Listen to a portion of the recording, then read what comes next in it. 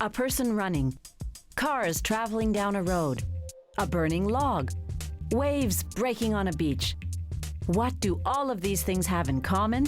They are all examples of energy, and that energy, when it's traced back to its source, comes from the sun.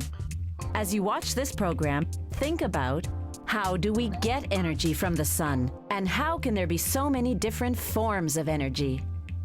Virtually all of the energy that warms the surface of Earth and sustains life on the planet comes from the sun. The sun radiates energy in the form of electromagnetic waves that travel to Earth at the speed of light.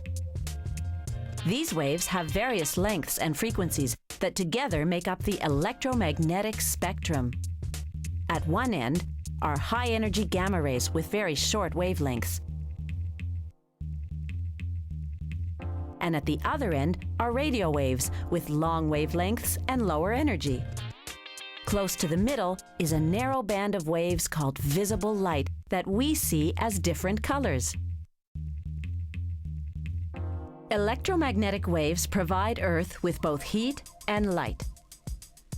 When the sun's energy reaches Earth, some is reflected off the clouds, some dissipates into the atmosphere, and some hits the ground where it's either reflected or absorbed. The energy that's absorbed turns to heat and is re-radiated back into the atmosphere.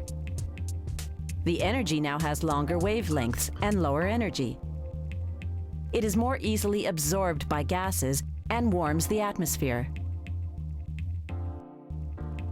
The warming of the Earth and the lower atmosphere, in part, is dependent on the type of surface the sun's rays strike.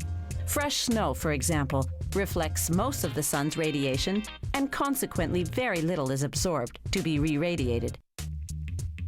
A blacktop road, on the other hand, absorbs much more radiation, and so emits a great deal of long-wave radiation. That's why blacktop roads are so hot in summer. The intensity of the sun also depends on the angle of the rays striking Earth's surface. When the sun is directly overhead at the equator, the rays are concentrated and hot. Near the poles, the rays strike the Earth at a more oblique angle.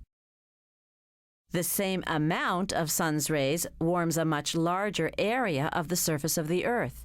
This is the main reason why the temperatures are cooler in temperate and polar regions than in the tropics.